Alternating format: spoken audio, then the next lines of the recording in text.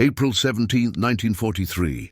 North Atlantic, 300 miles east of Newfoundland, the USS Bogue, an escort carrier converted from a cargo vessel, sliced through choppy seas under low-hanging clouds, the centerpiece of hunter-killer group Court Div 21. Captain Adalbert Schnee of U-201 peered through his periscope at what he believed was an unescorted merchant vessel, easy prey for his experienced crew of 50 men.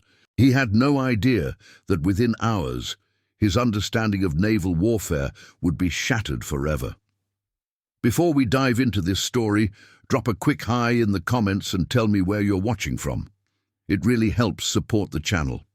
This is the story of how American technological superiority and industrial might transform the Battle of the Atlantic, forcing even the most experienced German U-boat commanders to confront a devastating truth. No amount of tactical brilliance could overcome the overwhelming advantage of an enemy who could see in the dark.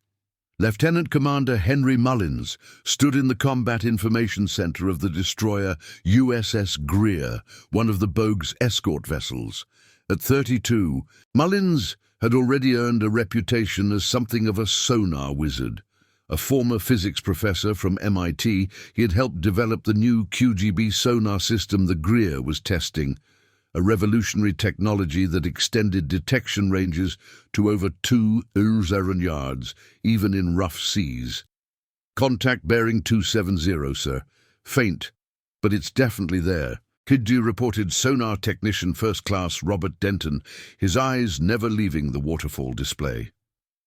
Range approximately 800 yards and holding. Mullins nodded, studying the ghostly signature on the screen. This was no whale or thermal layer playing tricks. The pattern was unmistakable to his trained eye, a Type 7 U-boat running silent at periscope depth. Inform the captain and relay contact information to the Bogue, Mullins ordered calmly. And Denton, good catch. That signal's barely above background noise. Aboard U-201, Captain Schnee felt confident. His boat had earned the nickname Der Unsichtbar, the Invisible One, after 9 successful patrols that had sent over 100,000 tons of Allied shipping to the bottom. With 26 confirmed kills, Schnee was one of the most successful U-boat commanders in the Kriegsmarine, respected even by Admiral Dönitz himself. Maintain depth at 18 meters, Schnee ordered quietly. We'll track this merchant ship until nightfall, then surface to attack. His executive officer, Oberleutnant Wilhelm Meyer, nodded approvingly. The weather forecast shows increasing cloud cover tonight. Perfect conditions. What neither German officer realized was that the merchant vessel they were stalking was actually hunting them, and had been aware of their presence for nearly 20 minutes. On the bridge of the USS Bogue, Captain Alvin Tucker reviewed the contact report from the Greer. This would be the true test of the new hunter-killer tactics they had been developing. Instead of reacting to U-boat attacks after they occurred, the Bogue group had been actively seeking out submarines using a combination of high-frequency direction-finding equipment, radar, and the new sonar systems. Signal the Greer to maintain contact, but take no immediate action, Tucker ordered. Let's get our other destroyers into position. I want that submarine to think we're completely unaware of his presence. The chess match continued throughout the afternoon. U-201 shadowed what Schnee believed was an oblivious merchant vessel, while 5 American warships carefully maneuvered to surround the predator that had become prey. Lieutenant Paul Weatherby, a pilot from Composite Squadron VC-9 stationed aboard the Bogue, was briefed on the developing situation. His TBF Avenger torpedo bomber had been modified with a magnetic anomaly detector, essentially a giant metal detector capable of sensing a submarine's steel hull from the air. You'll take off in 1 hour, Commander James Elliott, the air group commander, informed him. Once the destroyer screen has the U-boat contained, we want air coverage as insurance. Weatherby nodded, studying the chart. What about depth charges, sir? Negative. You'll carry the new Mark 24 mines. Elliot's voice dropped slightly. They're classified and officially they don't exist. If anyone asks, you're still dropping depth charges. What the commander didn't say, but Weatherby knew, was that the mine was actually a revolutionary acoustic homing torpedo specifically designed to hunt submarines. The Germans had no knowledge of its existence. Aboard U-201, the afternoon passed with agonizing slowness. The crew went about their duties with the quiet efficiency that came from years of war patrols. In the control room, Chief Engineer Werner Schmidt approached Captain Schnee with concern in his expression. "Captain, I've been reviewing our fuel status," Schmidt said quietly. "The detour around Iceland cost us more than expected. If we engage this target and then attempt to return to base, we'll be cutting it extremely close." Schnee frowned. Fuel was always the limiting factor for U-boats in the Atlantic. Their operational range was impressive. The Type 7 could travel over 500 nautical miles at economical speeds, but the vast distances and unpredictable weather meant that fuel margins were always tight. How tight, Schmidt? Assuming normal consumption and no unexpected circumstances, we would arrive back at St. Nazaire with approximately 5% reserve, the engineer replied. Schnee considered this information. A 5% reserve was uncomfortable, but acceptable. "We proceed as planned. This target is worth the risk. One merchant ship of this size would mean about 7 Zollzeren tons of enemy shipping eliminated." What Schnee didn't know was that American intelligence had broken the Enigma codes used by U-boat command. The Allies were routinely reading German naval communications, giving them unprecedented insight into submarine locations and operations. Just 3 days earlier, the Bogue Group had been specifically directed to this area based on decoded messages indicating U-201's patrol zone. As dusk approached, the trap was nearly ready. 4 destroyers had positioned themselves in a loose screen around the carrier, maintaining sonar contact with the U-boat while appearing to be in standard escort formation. The USS Greer remained the primary tracking vessel, with Lieutenant Commander Mullins constantly refining their understanding of the submarine's position. "Contact is maintaining consistent depth and speed," Mullins reported. "He's still unaware we're tracking him." Captain Tucker of the Bogue received this update with satisfaction. "Launch Air Group as scheduled. It's time to close the net." At 1917 hours, Lieutenant Weatherby's Avenger thundered down the carrier's deck and climbed into the darkening sky, followed by 2 Wildcat fighters for protection. The presence of aircraft would not seem unusual to the U-boat. Escort carriers routinely launched evening patrols, but these planes had a very specific target. Aboard U-201, preparations for a night surface attack were underway. The boat would need to surface to use its diesel engines and achieve the speed necessary for an effective attack run. The electric motors used while submerged were too slow to intercept a moving target. "We'll surface in 30 minutes, Schnee informed his officers. "Radio room, prepare to send a standard position report to command once we're up." In the radio room, Funkmacht Karl Dressler acknowledged the order. U-boats were required to make regular encoded reports to U-boat headquarters in France. These transmissions were necessarily brief to minimize the risk of detection, but they were vital for coordination of the Wolfpack strategy that had proven so effective against Allied convoys. At 1942 hours, just as the last light was fading from the western horizon, U-201 surfaced into what appeared to be an empty ocean. The carrier and its escorts had maintained sufficient distance to remain over the horizon from the submarine's perspective. The night was clear but moonless, ideal conditions for a U-boat attack. "Radio room, send our position report," Schnee ordered, as he climbed to the conning tower to survey their surroundings through binoculars.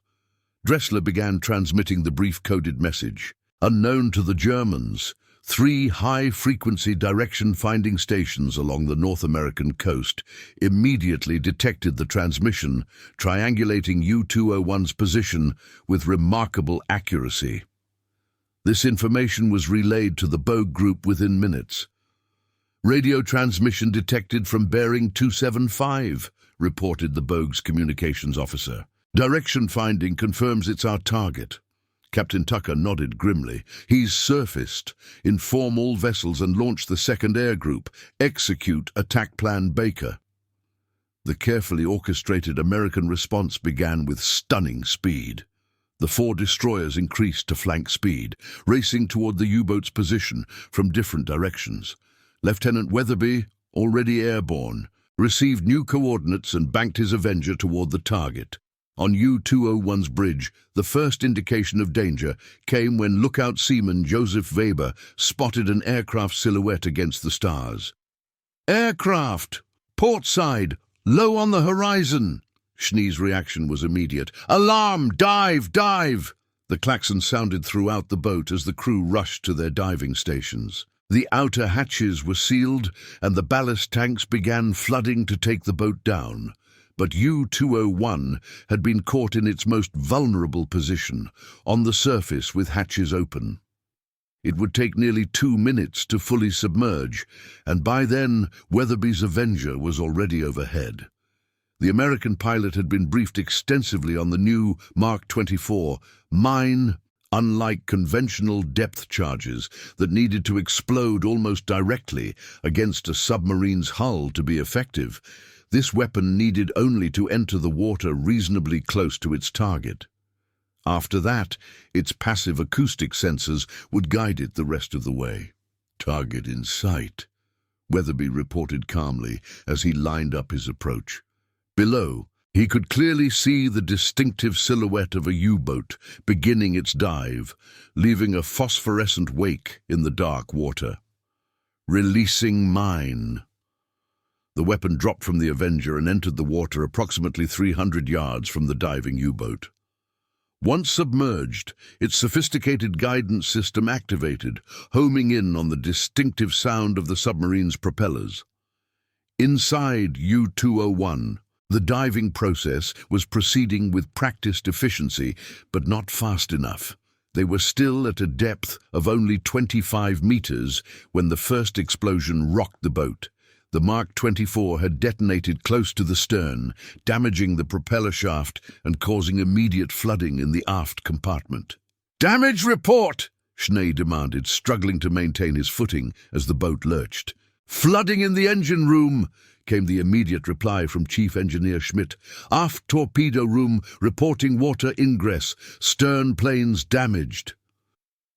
Before Schnee could process this information, Sonar operator Matthias Brandt reported with unmistakable fear in his voice.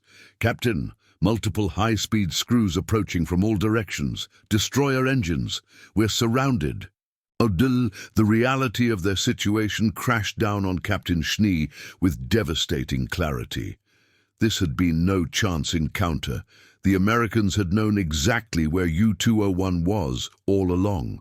The merchant vessel had been bait in an elaborate trap. Aboard the USS Greer, Lieutenant Commander Mullins watched with professional satisfaction as the sonar contact became erratic. "They're hit, but still moving. Depth approximately 40 meters and descending rapidly." The destroyer's captain nodded. "Prepare for depth charge attack. Standard pattern." In the coming minutes, 4 American destroyers converged on the wounded U-boat, their sonar systems providing real-time tracking data that would have been impossible just a year earlier. The technological gap between hunter and hunted had never been more apparent.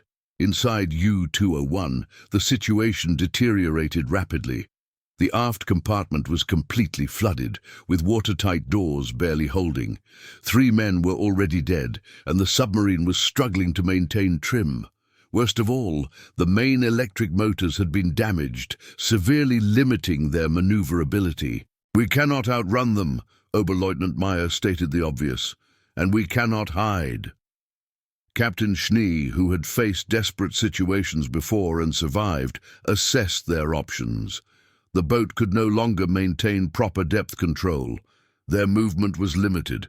The Americans clearly had precise tracking capabilities, and now the distinctive sound of depth charges entering the water could be heard through the hull.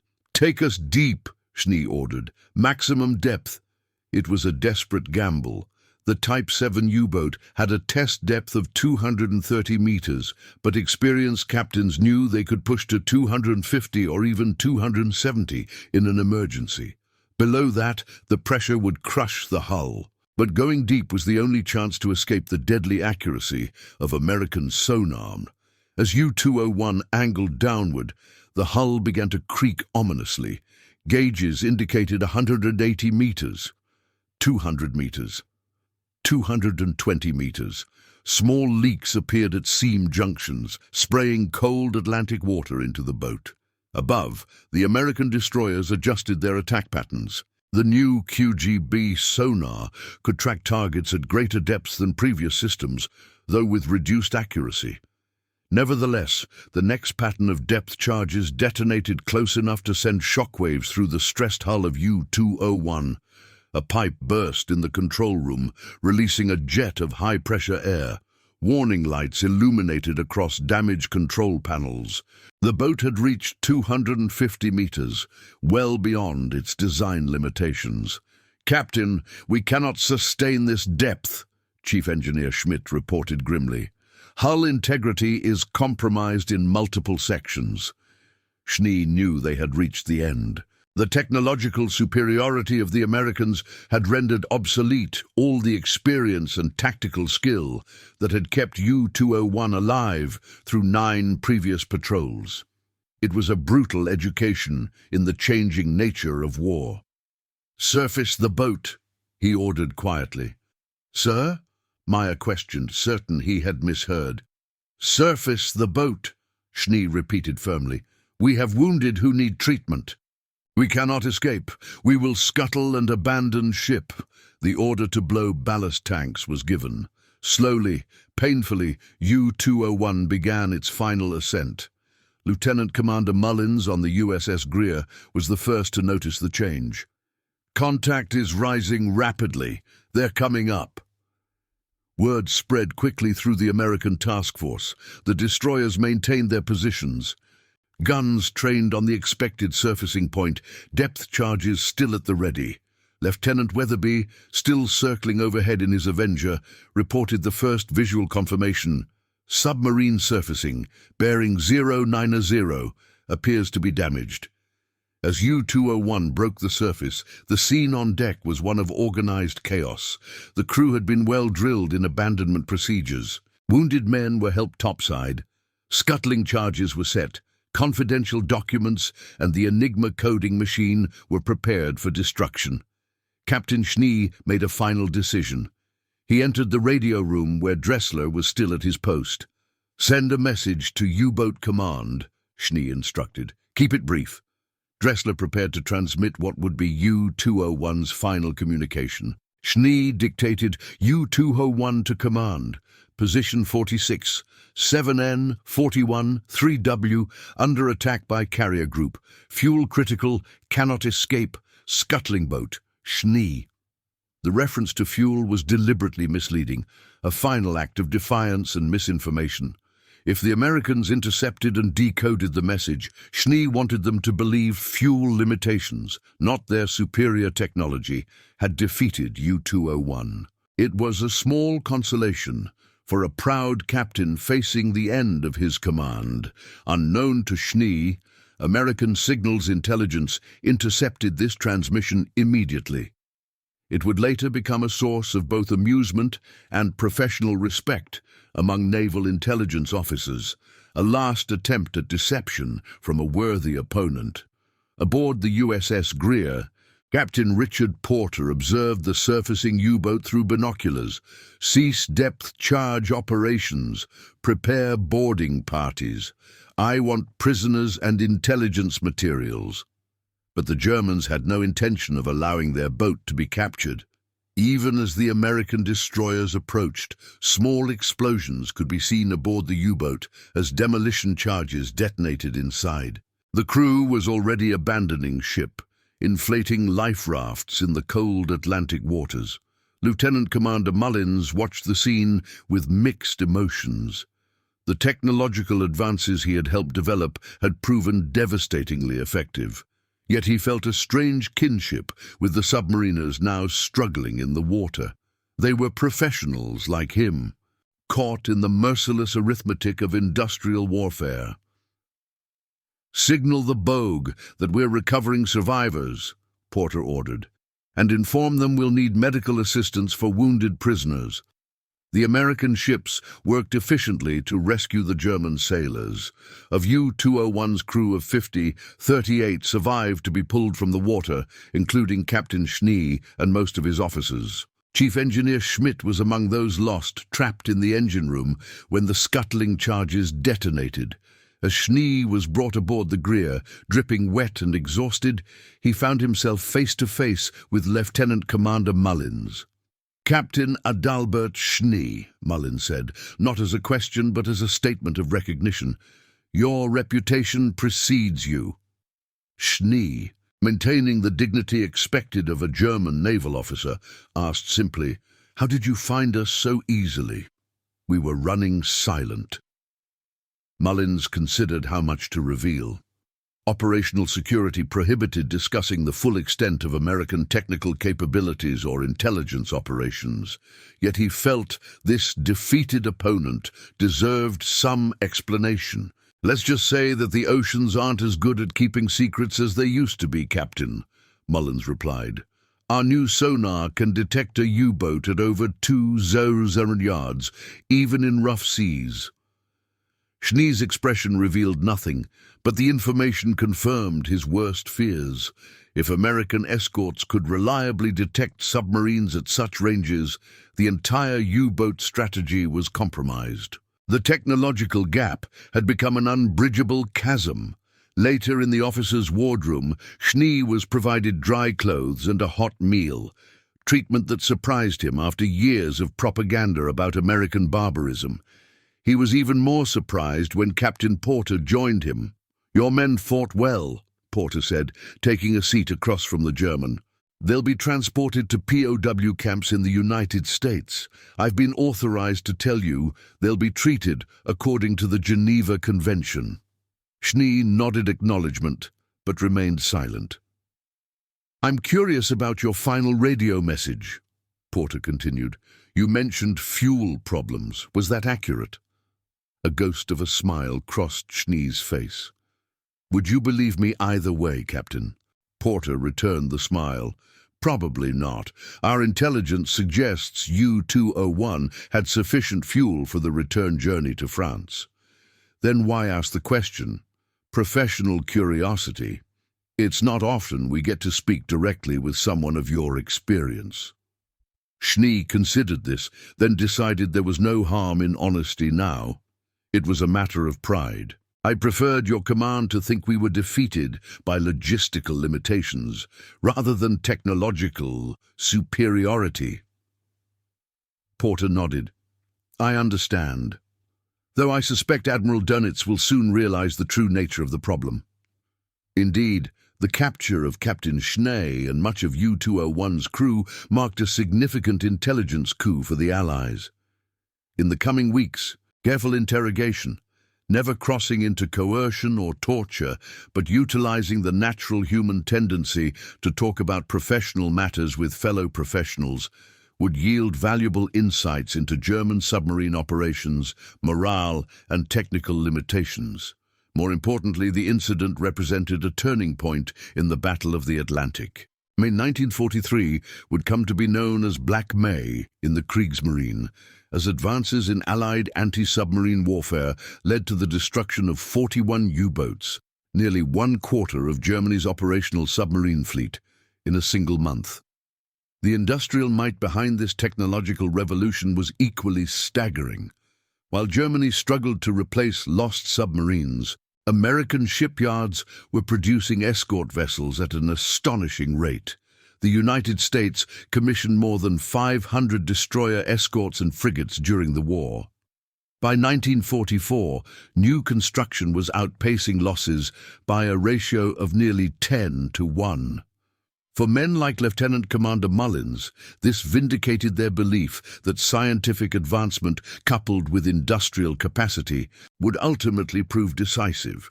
The QGB sonar system he had helped develop was already being superseded by even more advanced models.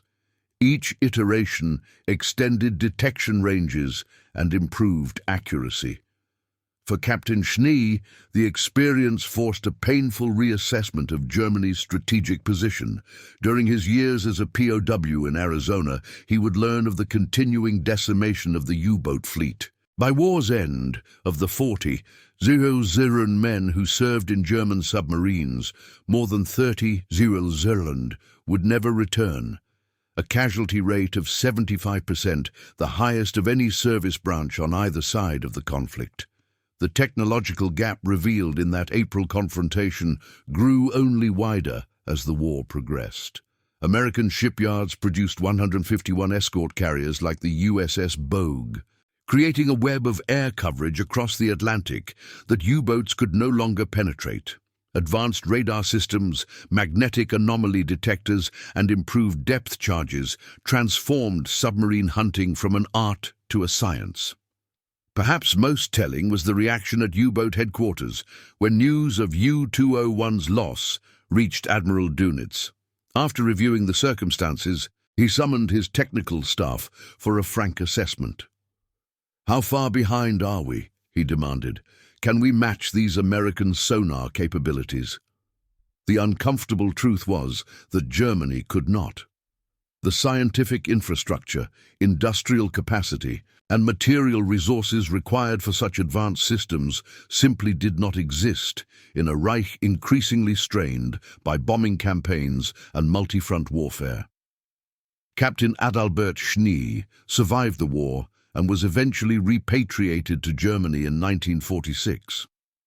His experience with U-201 shaped his post-war perspective considerably. When approached to join the new German Navy in the 1950s, he declined, citing personal reasons. In private conversations with former colleagues, however, he was more candid. "The lessons of April 1943 should not be forgotten," he reportedly said. "When technological superiority meets industrial might, courage and skill are no longer sufficient." Lieutenant Commander Henry Mullins continued his work in sonar technology after the war, eventually joining a defense contractor where his expertise contributed to submarine detection systems used throughout the Cold War. He rarely spoke of his wartime experiences, but kept a small photograph of U-201's crew, taken before the war, in his office desk drawer. When asked about it, he would simply say it reminded him of the human cost of technological progress. The story of U-201's final patrol encapsulates a larger truth about modern warfare. The decisive advantage often belongs not to the side with the bravest soldiers or most brilliant tacticians, but to the nation that can bring overwhelming technological and industrial resources to bear. As Captain Schnee discovered that April night in 1943, no amount of experience or tactical brilliance could overcome an enemy who could see in the dark, strike from beyond effective range, and replace losses at will. The Battle of the Atlantic ultimately claimed over 500 Allied merchant ships, 175 Allied warships, and 783 U-boats. But the outcome was determined less by individual engagements than by the inexorable mathematics of industrial output and technological advancement. The United States commissioned 151 escort carriers during the war. Germany built none.